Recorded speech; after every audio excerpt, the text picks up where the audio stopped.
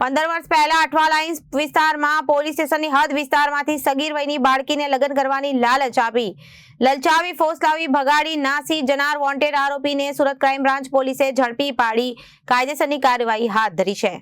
શહેર વિસ્તારમાં બનેલ ગંભીર ગુનાઓમાં નાસ્તા ફરતા આરોપીઓને ઝડપી જેલ હવાલે કરવા સારું આપેલ આદેશ અન્વયે પોલીસ ઇન્સ્પેક્ટર શ્રી ડીસીબી નાઓએ રાહબરી હેઠળ ક્રાઇમ બ્રાન્ચની ટીમો નાસ્તા ફરતા આરોપીઓને શોધી જપ્ત કરવા અને સારું વર્કઆઉટમાં હતા।